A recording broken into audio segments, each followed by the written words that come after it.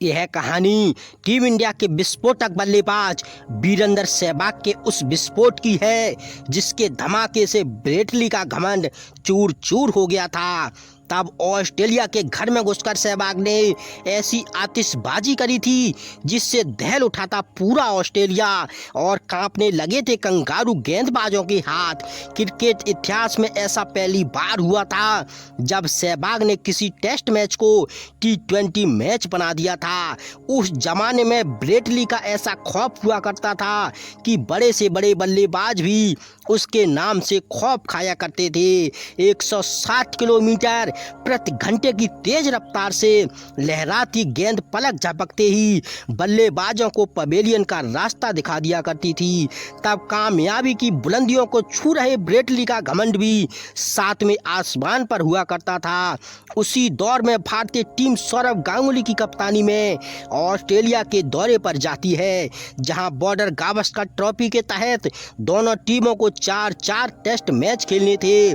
Series का पहला match गावा के मैदान पर खेला जाता है और गावा में कंगारुओं को हरा पाना काफी मुश्किल काम था, क्योंकि गावा का मैदान कंगारुओं का सबसे बड़ा घमंड था और गावा का घमंड तो उस दिन लगभग टूट ही चुका था। लेकिन आखिरी पारी में जैसे जैसे करके कंगारुओं ने अपनी इज्जत बचा ली और सीरीज का पहला मैच ड्रॉ हो जाता है। लेकिन अब बारी सीरीज के दूसरे टेस्ट मैच की थी, जहां कंगारुओं की टीम किसी भी हाल में जीत को हासिल कर सीरीज में बढ़त बनाना चाहती थी।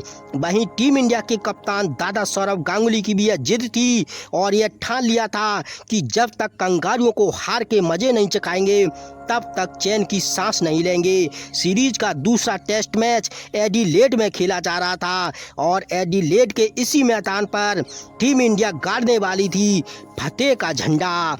यह मैच शुरू होता है जहां भारतीय टीम को पहले बल्लेबाजी करनी थी और आकाश चोपड़ा के साथ वीरेंद्र सहवाग भारतीय पारी की शुरुआत करने मैदान पर उतरते हैं।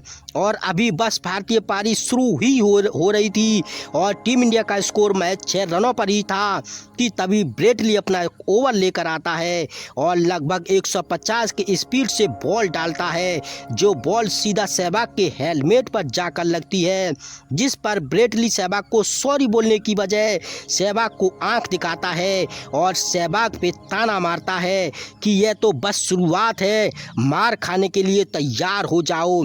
अब सहवाग का जितना तेज बल्ला चलता है उतना ही तेज उनका गुस्सा भी है।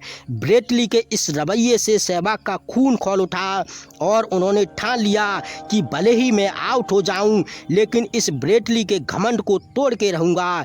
दूसरे छोर पर खड़े आकाश चोपड़ा ने सहवाग का गुस्सा देख उन्हें समझाने की कोशिश करी कि वीरू शांत हो जा, पर गेम पर ध्यान दे, पर सहवाग तो आकाश चोपड़ा की बात को अनसुना करते हुए ब्रेटली पर बरस पड़े। लेकिन ब्रेटली भी अपनी आदत से मजबूर, उसने भी यह ठान लिया था कि मैं बार बार सहवाग को बाउंसर ही डालूंगा। शायद ब्रेटली का इरादा सहवाग को बाउंसर से मार मार कर घायल करने का था। इसी सोच के साथ ब्रेटली ने एक बार फिर से 150 के स्पीड से गेंद सीधा सहवाग के हेलमेट पे दोबारा मार डाला। इस बार चोट और भी तेज था, इसलिए मैदान पर फिजियों को भी आना पड़ा।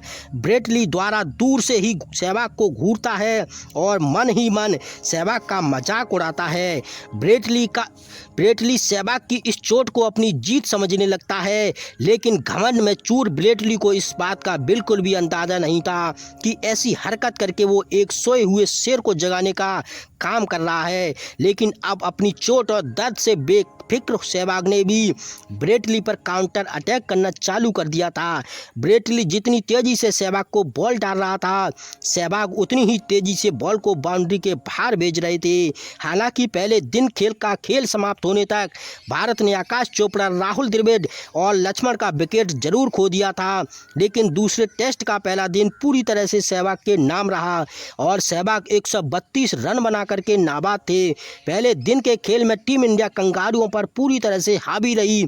यही कारण था कि कंगारू रात में चैन से सो तक नहीं पाए थे और पूरी रात यह प्लानिंग करते रहे कि अगले दिन सहवाग को कैसे आउट किया जाए।